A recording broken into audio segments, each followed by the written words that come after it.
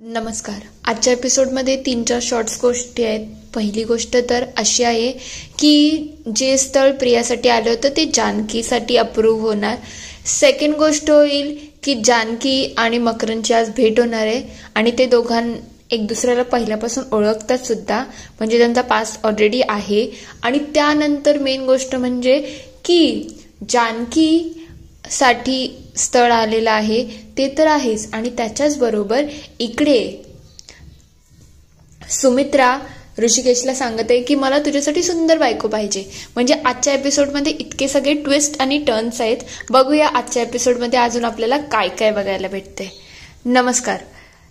घरोघरी मातीच्या चुली आजच्या भागात आपण बघणार आहोत. जानकी इकडे पोहे घेऊन येते.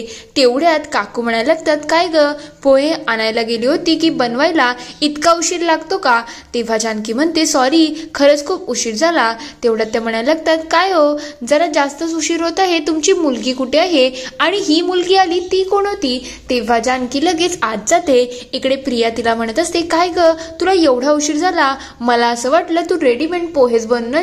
तेव्हा जानकी म्हणते, अगं काय नाही, आज तसाही पाहण्याचा कार्यक्रम आहे ना, मग पोहे तर आपल्याला घरीच बनवायला लागतात, मग तुला ते सगळं करायला लागेल. तेव्हा ती म्हणते, या सगळ्या गोष्टी मला काही जमत नाही आणि माझ्याकडून एक्सपेक्ट सुद्धा करू नको. तेवढ्यात तिथे काकू येतात आणि म्हणायला लागतात, जानकी पोहे बनव. तेव्हा जानकी म्हणते, मला तर इंटरव्ह्यूला जायचंय काकू, तुम्ही आता मला कसे काय पोहे बनवायला सांगू शकता?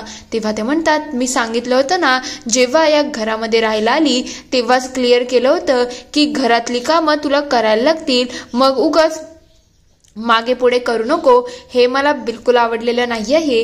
तेव्हा जानकी पुन्हा तिच्या कामाला लागते. तर दुसरीकडे सुमित्रा इकडे घरामध्ये पोहे बनवलेले असतात. तेवढ्यात तिथे आजी आलेली असतात. आजी सुमित्राला बघून खूप खुश होतात आणि म्हणायला लागतात, किती दिवसानंतर तुझ्या हातचे आयते पोहे खायला मिळत आहे, याच्यापेक्षा स्वर्गसुख दुसरं काहीच असू शकत नाही.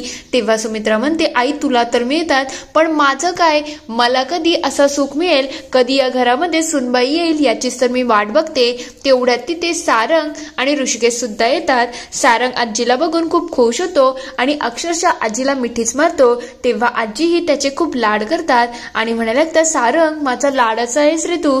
तेवढ्यात ऋषिकेश विचारतो, आजी कशी आहेस? पण आजी त्याला उलट उत्तर देतात आणि म्हणायला लागतात, अशी सावत्र मुलांशी मी काय बोलत नाही. तेवढ्यात ऋषिकेश पाणी प्यायला तिच्या जवळ बसतो. ते बघता लगेच ती म्हणायला लागते, काय ग, तुला किती वेळा सांगितलं आहे ना, या ऋषिकेश बरोबर सारंगला फिरू देऊ नको. तेव्हा ती म्हणते, आई तू काहीही बोलू नको, माझी दोन्ही मुलं खूप गुणाची आहेत आणि माझा ऋषिकेश तर लाखात एक आहे, मग त्याला कोणी नावं ठेवायची नाही.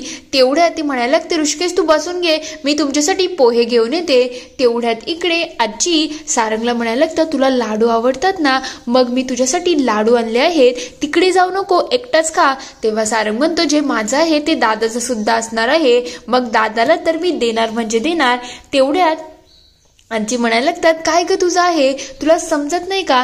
प्रत्येक गोष्ट त्यांना देणं गरजेचं नसतं. तेव्हा ती म्हणते, थांब आई, पहिले मला त्यांना पोहे देऊ दे, तुझं तर सुरूच राहील.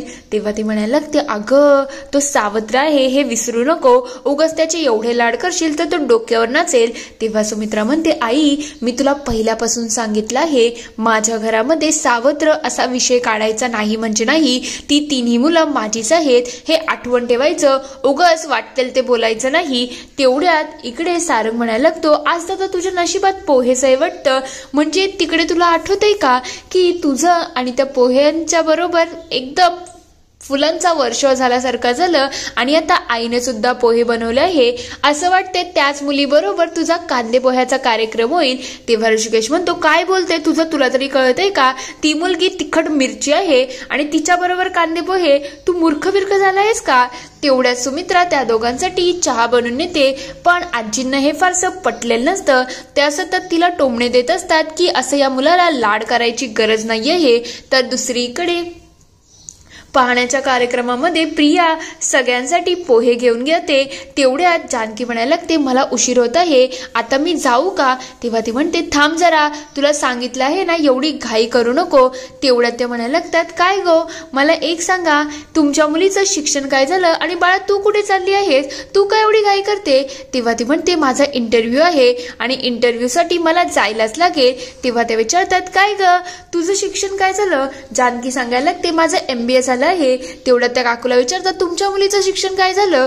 तेव्हा ती म्हणते, माझ्या मुलीचं शिक्षण तर आता ती BA करत आहे, पण तुम्ही असे प्रश्न तिच्याशी का विचारताय? तेव्हा ते म्हणतात, ती मुलगी आम्हाला आवडली आहे, म्हणजे तुमच्या मुलीचा विचार न करता या मुलीचा मी विचार करू शकतो.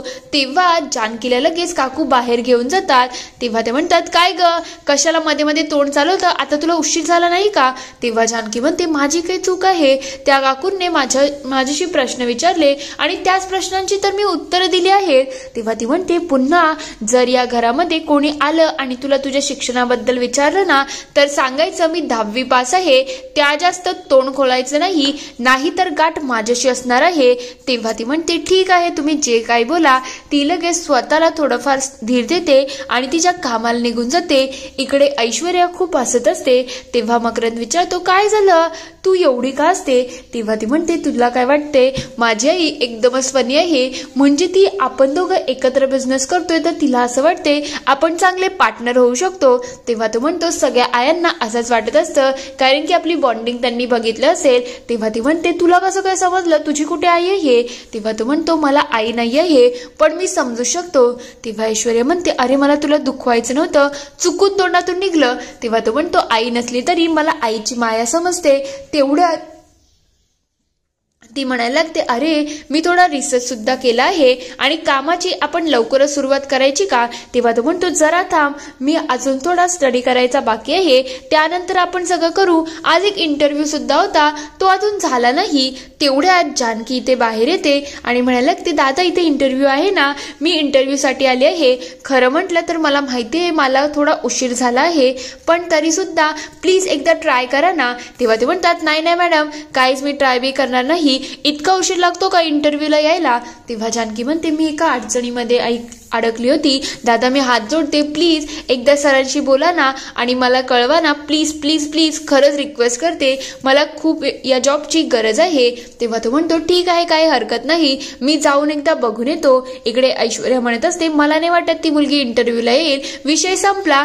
तेव्हा मकरंद म्हणतो, थांब जरा बघू ना काय होतंय. तेवढ्यात पिऊन तिथे येतो आणि म्हणायला लागतो, सर ती मुलगी इंटरव्ह्यूसाठी आली आहे आणि तिचं नाव जानकी आहे. तेव्हा तो म्हणतो, जानकी, हे ऐकता ऐश्वर्या विचारते, काय रे, तू त्या मुलीला ओळखतो का?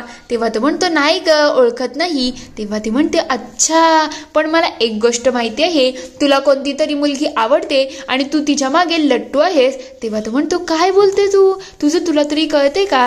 तेव्हा ती म्हणते, मला माहिती आहे, मला खरं सांग, त्या मुलीने तुला रिजेक्ट तर केलं नाही ना? तेव्हा तो म्हणतो, मला कोणी रिजेक्ट करू शकतं का? तेवढ्यात ऐश्वर्या म्हणायला लागते, मग ती हो बोलली आहे ना, मग आता मला त्या मुलीला भेटायचंच आहे. तेवढ्यात तो म्हणायला लागतो, काय तुझं, चल जा त्या मुलीला इंटरव्ह्यूसाठी पाठव. तेवढ्यात तो लगेच ऐश्वर्याला सांगतो, ऐश्वर्या आपण संध्याकाळी भेटू, आता मला हा इंटरव्ह्यू क्लिअर करू दे. तेव्हा ती म्हणते, ठीक आहे, काही हरकत नाही. इकडे पिऊन दादा येतात आणि जानकीला सांगायला लागतात, तुमचं नशीब खूप छान आहे, सरांचा मूड चांगला आहे म्हणून तुम्ही इंटरव्ह्यूला जाऊ शकता. जानकी त्याला थँक्यू बोलून पुढे जातच असते. तेवढ्यात तिला सायलीचा कॉल येतो आणि सायली विचारते, काय ग, इंटरव्ह्यूसाठी आली आहेस ना, म्हणजे तुला वेळ तर लागला नाही ना? तेव्हा ती म्हणते, हो, मी आता गडबडीमध्येच आहे आणि थँक्यू ऑल द बेस्ट करण्यासाठी, आता मी इंटरव्ह्यू द्यायला जाते. तेवढ्यात ऐश्वर्या म्हणते, ठीक आहे, तुझं काम तू संपव आणि मी जाते. इकडे जानकी फोनवरती बोलत असते.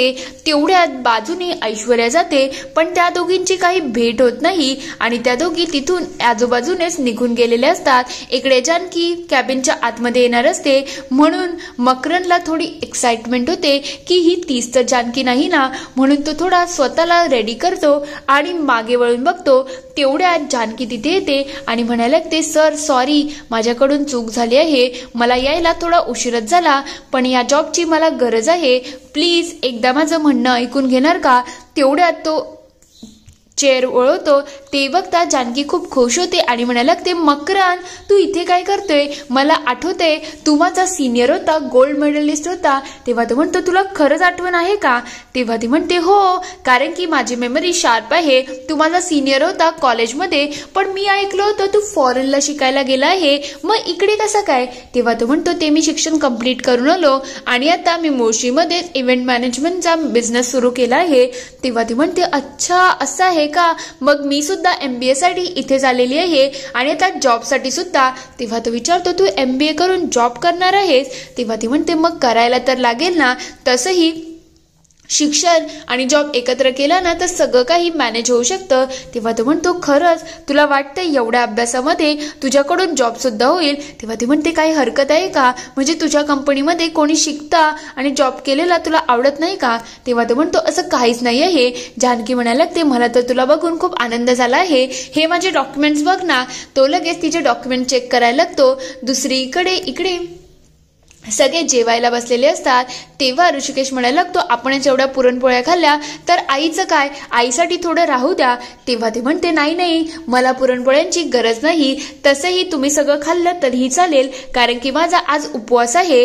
तेव्हा ते विचारतात, कसला उपवास आहे? नेमकं हे प्रकरण काय आहे? तेव्हा ती सांगते, कसं आहे माहिती का, ते गुरुजी भेटले होते ना, त्यांनी मला सांगितलं आहे जर मला चांगल्या सुना हव्या असतील तर मला उपवास करायला पाहिजे. तेव्हा ऋषिकेश म्हणतो, आई आमचं काय वय आहे का लग्न करायचं? तू का आमच्या पायामध्ये बेड्या बांधत आहे? तेव्हा ती म्हणते, कसल्या बेड्या? बायको काय बेड्या नसतात आणि मला असं वाटते आता तुमच्या लग्नाचं वय झालं आहे. तेव्हा ऋषिकेश म्हणतो, काही आई, एवढ्या लवकर आम्हाला घाई नाही. तेवढ्या सारंग म्हणायला लागतो, आई खरं म्हणजे माझं अजून शिक्षण झालं नाही आणि सौमित्र सुद्धा शिकत आहे. तू एक काम करू शकते, तू दादाच्या लग्नाचा विचार कर. तसंही त्याला तर लग्नाची घाई सुद्धा असेल ना. तेव्हा ऋषिकेश त्याच्याकडे खूप रागाने बघायला लागतो. ते बघता सौमित्र म्हणायला लागतो, आम्ही तर लग्नामध्ये खूप धिंगाणाच घालू. तेव्हा ऋषिकेश म्हणतो, गप्प रा रे, मला काय लग्न बिग्न करायचं नाहीये हे. तेव्हा सुमित्रा म्हणायला लागते, हे बघा मी ठरवलं आहे, मला माझ्या ऋषिकेशसाठी एकदम सुंदर बायको पाहिजे. किती दिवस एकट्याने मी सगळं घर सांभाळायचं? आता मला सुद्धा कोणीतरी आयतं सगळं द्यायला हवं आहे ना. आणि यासाठी तुम्ही सगळ्यांनी सुद्धा प्रयत्न करायला पाहिजे. काय माहिती मुलगी कुठे भेटेल, आणि तू सुद्धा मला मंदिरात घेऊन चल. हे सगळं संपल्यानंतर हे ऐकल्यानंतर सारंग खूप खुश होतो आणि म्हणायला लागतो, दादा असं वाटते आता लवकरच तुझं लग्न वाजणार आहे आणि मजा सुद्धा येणार आहे. तेवढ्यात ऋषिकेश म्हणायला लागतो, बस कर आता, मला या टॉपिकमध्ये पडायचंच नाही. तेव्हा सारंग म्हणतो, मला असं वाटते दादा एखादी मुलगी तुझ्या आयुष्यात आली सुद्धा असेल आणि काय माहिती तुझी बायको होणारी मुळशीमध्ये सुद्धा असेल. हे सगळं ऐकल्यानंतर ऋषिकेश सगळ्या गोष्टींचा विचार करतोय तर दुसरीकडे मकरन इकडे जानकीचे पेपर चेक करत असतो आणि जानकी या सगळ्यामुळे थोड्या काळजीमध्ये आलेली असते. इथे हा एपिसोड संपतो.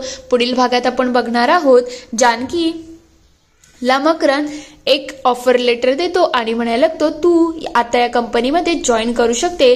तेव्हा जानकी खुश होते आणि म्हणायला लागते, खरंच खूप थँक्यू, तुझ्यामुळे मला माझा पहिला जॉब मिळाला आहे आणि आता मी देवाचे आशीर्वाद सुद्धा मानेल. हे ऐकल्यानंतर त्याला खूप आनंद होतो आणि म्हणायला लागतो, आता तू देवाचे आशीर्वाद मानत आहे ना, त्याच देवाच्या साक्षीने आपण लग्न सुद्धा करू. दुसरीकडे इकडे जानकी मंदिरात उभी असते. तेवढ्यात तिथे ऋषिकेश आणि सारंग सुद्धा येतात. तेव्हा जानकी म्हणते, लाईन मध्ये दर्शन घ्यायचं असतं, असं कोणी मध्ये गेलेलं चालत नाही. तेव्हा तो म्हणतो, आमच्यासाठी लाईन्स नसतात, आम्ही डायरेक्टच जातो. ते बघता ती म्हणायला लागते, मी तुला रूल सांगत आहे, उगाच भांडण करू नको. तेव्हा तो म्हणतो, तू मला रूल सांगशील का? त्या दोघांची तिथे सुद्धा पुन्हा बहस होऊन जाते. इथे एपिसोड संपतो. आता जानकी आणि ऋषिकेशची भेट तर खरंच खूप तुतुमेने सुरू आहे. खरंच यांच्या आयुष्यामध्ये काय काय गोडी येतील, तुम्हाला काय वाटतं ते मला कमेंटमध्ये नक्की कळवा. व्हिडिओ आवडला असेल तर लाईक करा, शेअर करा आणि चॅनलला सबस्क्राईब करून घंटी वाजवायला विसरू नका. नवीन व्हिडिओजच्या नोटिफिकेशनसाठी. व्हिडिओ बघितल्याबद्दल धन्यवाद.